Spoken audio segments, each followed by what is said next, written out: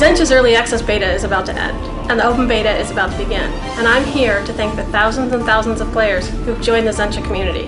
With their help, we've changed Zentia from a great game into a truly awesome game. As a matter of fact, a lot of reviewers have had really nice things to say about our game. The associate producer for Zentia, Dave Markowitz, is here, and he's going to show us a lot of the changes that have been made based on player suggestions. We've listened to everyone's suggestions, and we think we've come up with some great new features that everyone's going to like in open beta.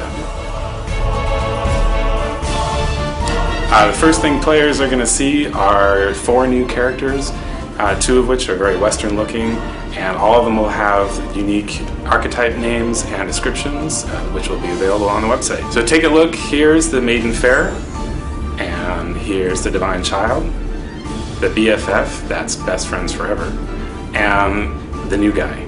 Yes, he's actually called the new guy, as in like the new guy in the office, the new guy at the party, the new guy on the block. They're all cool new characters, and be sure to check them out.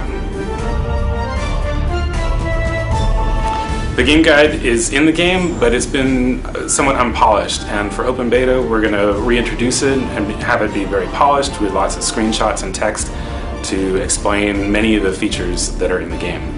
For example, let's say I'm walking down Serene City and I see this NPC with a drum-like thing over his head, and I say to myself, well, what does that mean?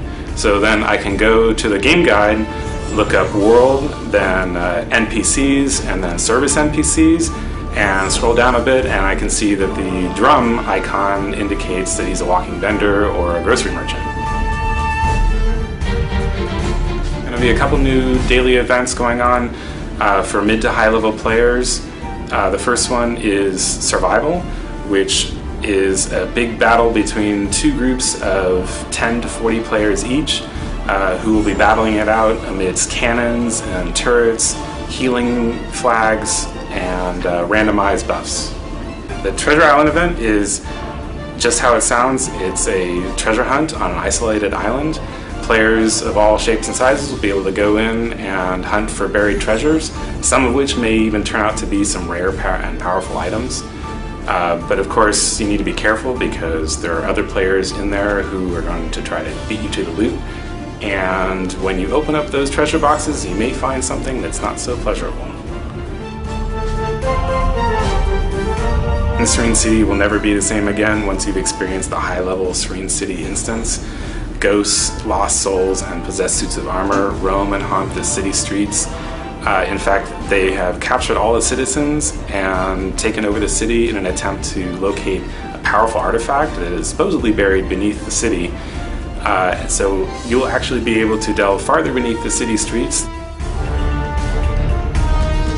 The thing about open beta are these new high-level areas.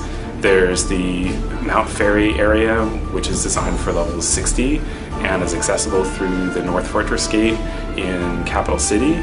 Then there's also the Netherworld, which is accessible through Mount Fairy, also, of course, designed for level 60. Both areas are dark and foreboding, have tons of creepy, crawly creatures and ghosts, both good and evil, which you can capture as pets or mounts. And one of my very favorites is the Wasteland's one-armed beast that's in the Netherworld. It's pretty cool. Wow, Dave, that was really exciting. We have had so much fun playing with the new content. I cannot wait for our players to get their hands on it.